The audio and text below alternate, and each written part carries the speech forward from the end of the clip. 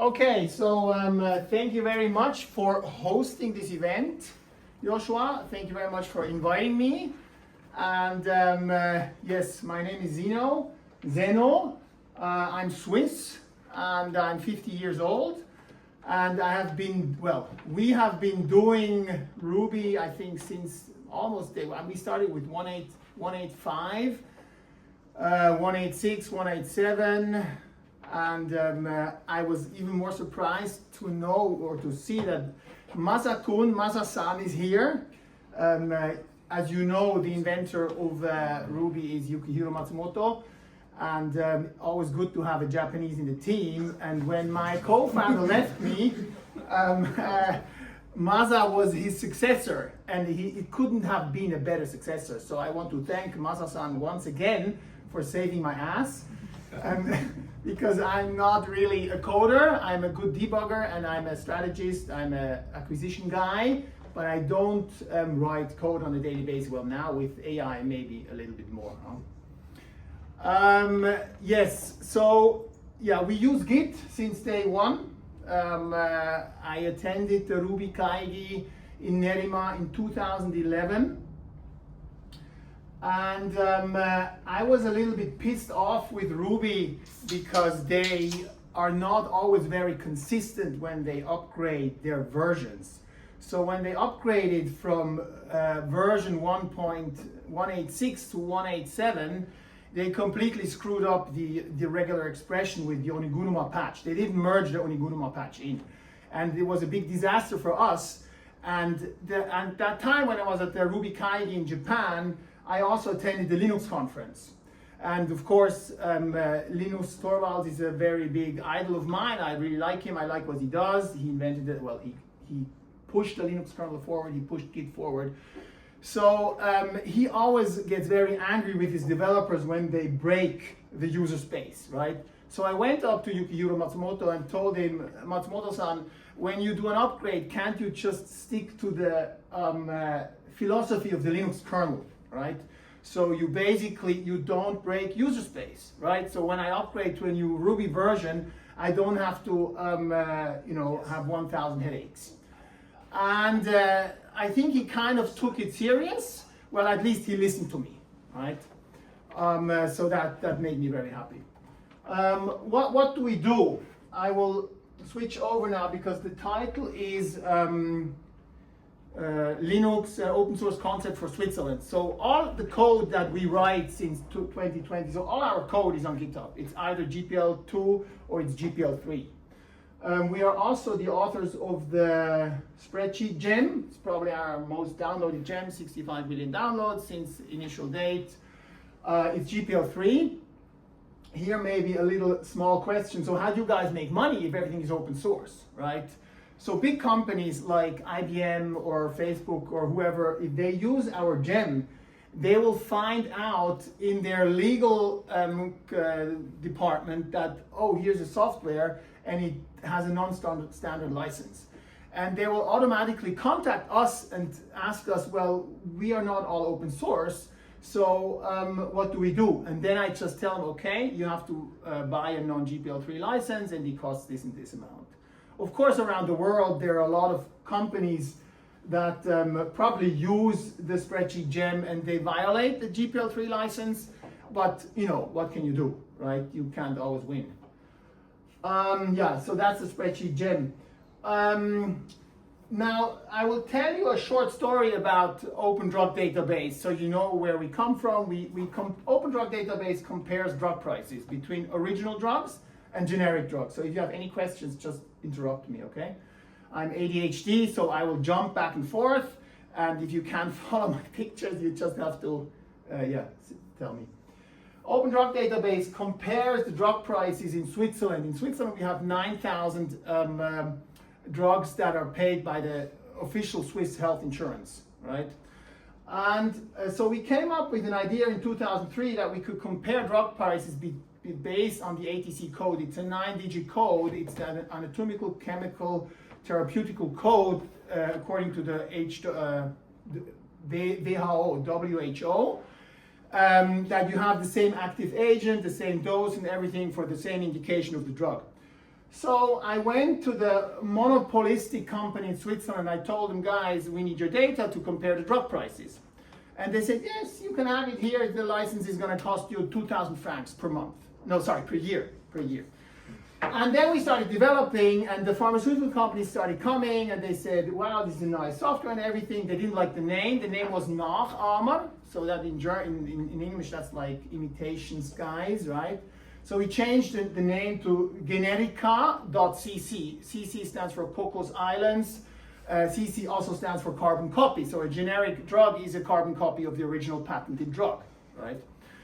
And then we started developing, kind of a success, and then the monopolistic company, then it was Immediate. They came and they said, no, your license is no longer 2,000 francs per year, it's now 125,000 francs. So I said, wow, this is too much, right? So I canceled all the contracts, and we went to the official bureau, the BAG, Bundesamt für Gesundheit, that collect the data according to federal law, and to Swissmedic, and said, you guys, you're required to collect this data. And because the data is required by government law, it cannot be copyright protected, right? And then we wrote, so if you buy a drug in Switzerland, it comes with a package leaflet, right? Indications, contraindications, and stuff like that. And the same information is available not only for the patient, but also for the doctor. And the doctor information for Keytruda or some drug against cancer will have 50 pages, right? So that information was still in a monopolistic database. So we wrote a spider, and we spidered out all the information from that database from the monopoly, and we put it into our database.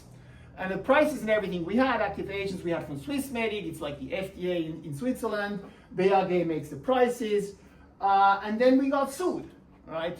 So the monopolistic company, they sued us, and they said, you are taking our data, the data is copyright protected, blah, blah, blah. And I said, no, it's required by government law, that's why it cannot be copyright protected. Anyway, it went to the Supreme, it's after several years, several steps, it went to the Supreme Court of Switzerland, and there was a decision that said we done nothing wrong. So we won everything through all the instances of the courts until the Bundesgericht in 2008. At the same time, I accused Immediate of having a monopoly, right? So the WECO, Wettbewerbskommission in Switzerland, they investigated for 3 years, and they sued Documed, which were publishing that medical information, with 50,000 francs, right? Now we were kind of legally allowed to publish this information on the internet, and what then happened was that a pharmaceutical company came and said, we don't want to publish our data, not with Open Drug Database and also not with the other competitor. We want that you publish the data over an official website. So that was another law case, took another 3 years, and they basically quoted our first 2 cases, and it changed all the laws in Switzerland, how the Swiss pharmaceutical companies have to publish their information. Right? So it was a WTO, World Trade Organization subscription, where you basically could, if you have a government contract in Switzerland that goes over 250,000 francs, you have to make it public so everybody can apply for the job, right? So we applied for the job, and the other monopolistic company, Immediate, applied for the job as well. Galenica Group applied for the job. And they won. We offered for 3.5 million Swiss francs, and they got the job for 475,000 Swiss francs. So they completely underswept us by price dumping, but they're a huge billion-dollar company, so what could we do, right? At that time, I was really pissed off, and I basically managed to prove that they're blackmailing the pharmaceutical industry. So they went to the pharmaceutical industry and said, you guys, if you don't pay our fee for our database, then we will kick you out of the database. So if you walk into a pharmacy and you want to find Ponstan from Novartis, you will not find it. And then the pharmaceutical companies, they kind of got afraid, and they started paying the fees. I could prove that. So WECO done a second investigation. This second investigation took another 3 years. And they said, no, this time the fine is not going to be 50,000 francs. It's going to be 4.5 million Swiss francs. So this investigation was 125 pages, right, for the WECO after 3 years of investigation. Now, of course, in Switzerland, you can take that to court again. So they took it to court again, and they said, we are not willing to pay this fine. So the Bundesverwaltungsgericht, so if you fight with an official institution in Switzerland, it doesn't go to the Bundesgericht, it goes to the Bundesverwaltungsgericht. They put the fine down from 4.5 million to 3.7 million after investigating for another 3.5 years, right? And they wrote, their summary was 250 pages. So they summarized 125 pages with another 250 pages, right? That's bureaucracy, but that's how it works, right? So then that went to the Bundesgericht, the last instance, and this January, the last decision came out. The Bundesgericht said they have a monopoly, they reduced the fine, but generally speaking, we are on the right side, right? So this shows a little bit the whole dynamics that you have when you try to push data into the public domain. There are a lot of people there who don't agree with you, and they just are there to make money. All they want to do, they care about is money. And money is not innovation, right? Money has nothing to do with innovation. Innovation is innovation, and money is money. So if you look now at the whole AI thing, you look at Android, you look at all the big companies in the world, what do they run on, right? They all run on Linux. Linus Torvalds is not a billionaire. He makes, what was his salary, is 1.5 million, something like that. But the big companies, I mean, the stock price of Microsoft, it went through the roof after they started switching over from closed source, not calling Linux cancer, but completely embracing Linux into the data center as a subsystem in Windows and so on. And this is something I also think is really important, that if you have a personal itch, and my personal itch is to teach the kids in Switzerland about open source and about Linux. So when we had apprentices at my at YVC, when they came for a job interview, I said, okay, bring me your laptop and set up Gen 2 Linux from scratch, right? And it takes you as long as it takes you, but I want to see that you can set up Linux. And if you can't do it yourself, Gen 2 Linux, you have to compile everything yourself. If you can't do that, then we'll help you. So I managed to build up this system where we had 16-year-old kids that were compiling and setting up Gen 2 Linux by themselves. And they were basically prepared to show the other kids who were doing the Applikationsentwicklerlehre how to do it, right? And then I went to the Minerva school and I asked the Minerva guys, okay, why don't we somehow make a system where the Lehrlinge teach the other Lehrlinge how to set up Linux, right? And they were completely overwhelmed. So the IT boss from the Minerva school, he couldn't even set up Windows from a CD, right? And no, it didn't work. And they paid, when you do an Applikationsentwicklerlehre apprenticeship, I don't know, it cost you 50,000 francs. So they paid for their their education. They paid a huge sum of money. While at our place, they learned really to code. They learned to set up Linux, and we paid them a salary. And for me, that kind of didn't work out, right? So anyway, so I stopped with the apprentices, but I still believe in the idea of somehow, in one way or the other, bringing Linux into the schools, right? And I have 2 kids. My wife is Japanese, and if you look at what the kids today are doing in Sekundarschule and so on, I mean, it's just Brawl Stars and gaming and everything, and they have no clue what Linux is, but it's there and it's open source, and you could use it, and there's nobody can stop you from using it, right? Yeah. This is so this is one part that I think is very important. Now coming to another part of what I also think is important or where I feel that the FOSS stack could be very interesting is the digital ID, right? So we had an election in Switzerland or a vote about the digital ID. And the digital ID kind of wanted to get control through Post and some other companies, and it got washed down. And if you look at India, how they done it, I don't know if you're familiar with the digital identification system in India. It's called Aadhaar, right? So you do a biometrical face scan, the eyes, the face, fingerprint and everything, and then you're in the system and you connect The anonymous profile, when you sign up for the mobile phone, for example, you connect that, and then when you open your phone in India, you don't have to log in. You're automatically logged in, right? So they use a lot of open source technologies for the digital ID. So I feel, or I would really love to see that in Switzerland, we do the same, right? That in Switzerland, we use open source technology to do a digital identification system on a full-scale government level, right?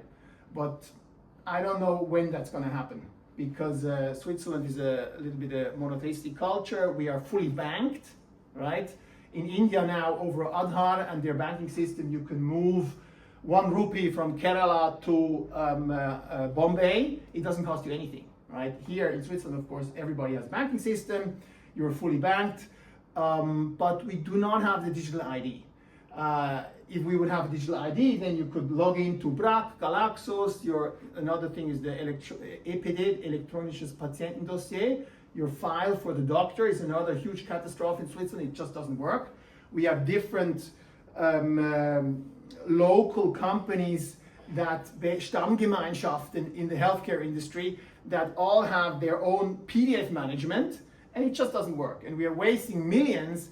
And of course, we are not China, right? You can't stuff one solution down our throats in Switzerland like you can do it in China. But India is a democracy, and India kind of showed that if some intelligent people come together and they want to change the system, it's not about the money, it's about the personality, right? It's about the people who want to change the system. So I'm always looking for people who are interested in changing the system and improving the system for the better, right? So one result of this whole open drug database history of all these court cases and everything is now that all the government required medical information about all the drugs in Switzerland is now at the Stiftung, at the Reftdata Stiftung, at a foundation. And anybody can use it. So we have apps, right? We have an Android app, we have an iOS app, we have a web app, we have a Windows app, we have a Mac OS app. It's all programmed natively, right? And these apps are free, and we generate the database with all this medical information every day with a C++ program. Generates the data in 3 minutes. When we used to do it with Java, it took 4 hours, right? But anybody can now do this. So if you guys want to do an app for doctors, or you want to do an app for patients, and you want to show the medical leaflet that's in the package, anybody could do it because the information is there, and nobody can tell you today the license fee is 2,000 francs, and in 2 years it's going to be 125,000. And this is something we could really platform the way, and I hope it will happen in other areas as well, right? And that's why also coming back to how can we have an open source concept for Switzerland. I feel that the data is one, the whole political system is another thing, right? And of course our identity, our passport and so on would be nice if we could build that upon an open source stack. Yeah. What else is there?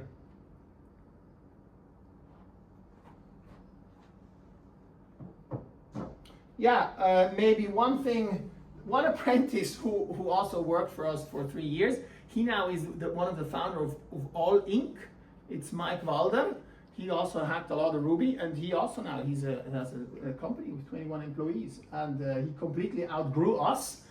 And that's very nice to see, right? If you have people who become economically more successful than yourself, and at the same time are very happy doing what they do, but you basically took them along the way for a couple of steps. Yeah. Yeah, we have different tools. So this tool, APS to SQLite, does a similar job like ODB to XML. This is Ruby, this is Java. Yeah, we have some redundancies. These two softwares, they take different public domain sources of data, and they generate XML files. So these XML files then can get loaded into the software for the drug, for the prescription drugs, for the healthcare insurances, and so on. So today, if you prescribe a drug, you go to a hospital and the doctor makes one prescription. The license for the hospital to license that data that they pay these days is over 100,000 Swiss francs, right? And whereas they could also work with our data, which is completely free, and it's the same data, right? And it's kind of funny to see that the old school thinking, everybody still just goes after this monopolistic data, whereas you could have the data for free, right? And where you have competition, so we have in the software development area of the doctors in Switzerland, we have a very high competition. We have different small companies that produce software for doctors. And there, everybody uses our data, right? But now you come to pharmacies. In Switzerland, there are exactly 3 software companies that produce software for pharmacies. They all signed up for the FUD contract of the competitor, where they basically only use the licensed data and they pay, I don't know, 10 times more. But the consumer pays it, and nobody complains, right? This is just the way it is. Any questions so far? Maybe off topic. Yes, please. Off topic is always best. The ODDB.org project has a very funny gem file from a perspective of a Rails developer today. Would you mind going through the gem file, telling a word about which gem file? The ODDB. Okay. Yeah. So yeah, of course. I mean, this is if technical questions come, I have to give them to Maza. But anyway, so we don't use Rails, huh? We don't use Rails at all. So we basically create an object, we serialize the object goes into the data, into the Postgres database, so you cannot query our database with SQL commands. You can only query our database via bin admin writing Ruby, right? So the object comes out of the database, is being deserialized, and then is being shown. So if you look at OpenDrug database, the HTML is being generated with Ruby, right? The memory management is being done with a separate gem, ODBA.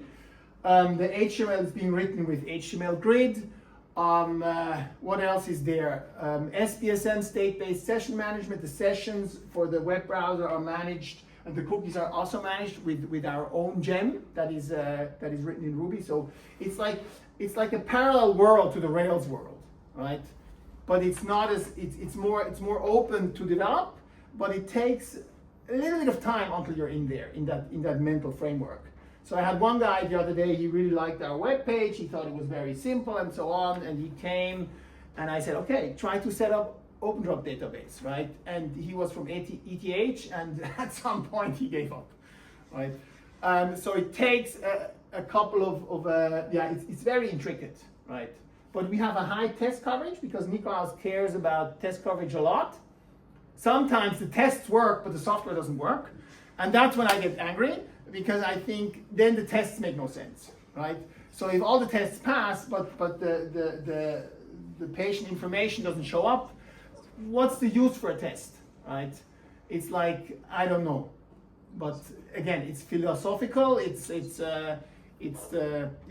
the way it is. Yeah. Yes, please. So I have a question. I don't think it's an off topic. I started to go to the doctor a lot in the last few months, and they all exchange information with me with a HIN, H-I-N. Yes. I find the email to be, I have a Gmail, and I find the email to be very Microsoft friendly. Like, it's like, you don't have Outlook, what the hell is wrong with you? So I wonder if you share some hatred for the company with me, but I think they're based in Valliselle, so maybe I'm offending. Yeah, they're right across the corner. Yeah, of course. I know. Am I offending somebody's cousin, brother, or sister? Or something? Yes, thank you for that question. So the HIN, they're cool. I love them. The HIN client is yes, that's exactly the point, right? I always push them. I tell them, guys, now they have this e-prescription assignment system, right? And they're actually not end-to-end encrypted. Everything goes through their proxy. So from your computer to HIN, everything's encrypted. But then they can read everything, right? So it's not end-to-end encryption, and that I think should really happen at one stage. But what I would like is to come back to your question is that they do a certificate solution, right? So they just give out certificates, whatever, P12s or whatever, and you have the certificate on your iPhone. And it's like a COVID certificate, right? So if you have that certificate, it says you're a doctor.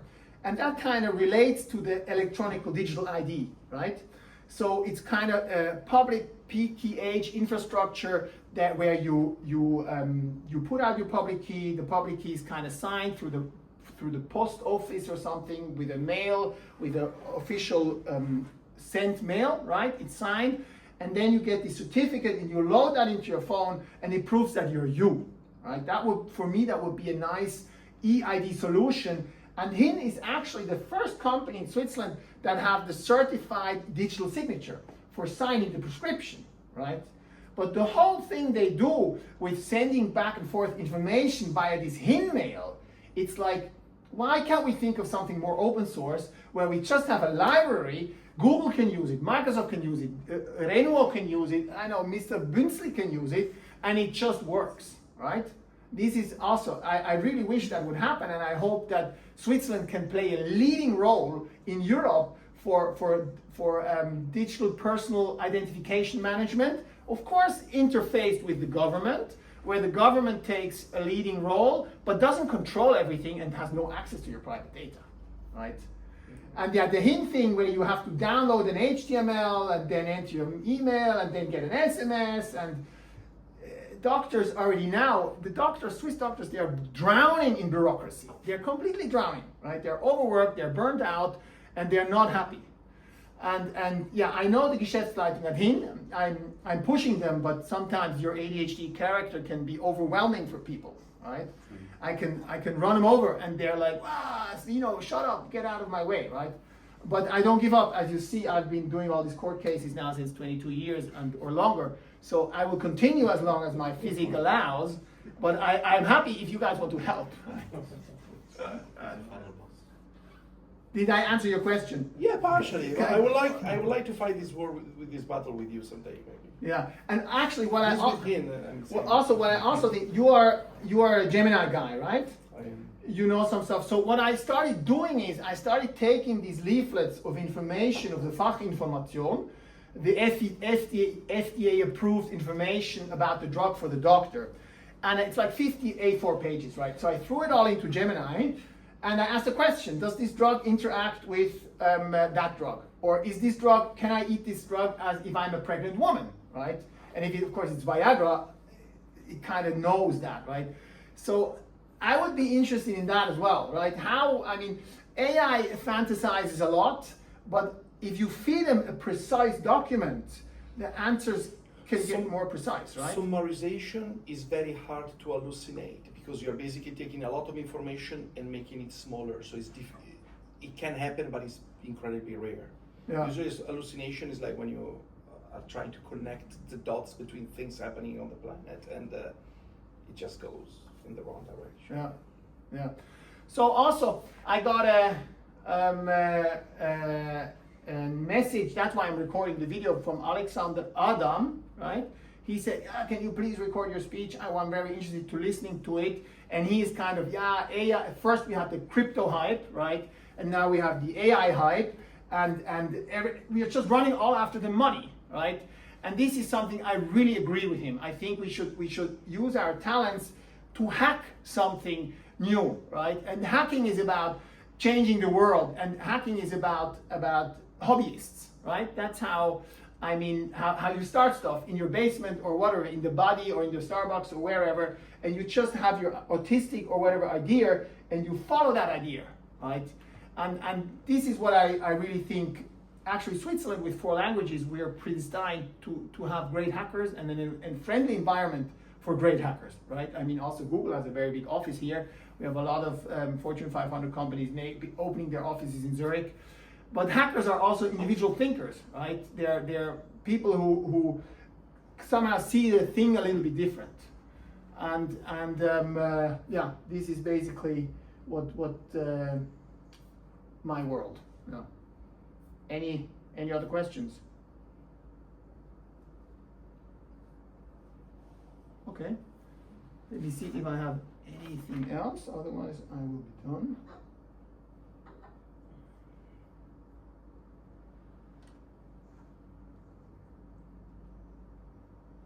No, that's it. Thank you very much.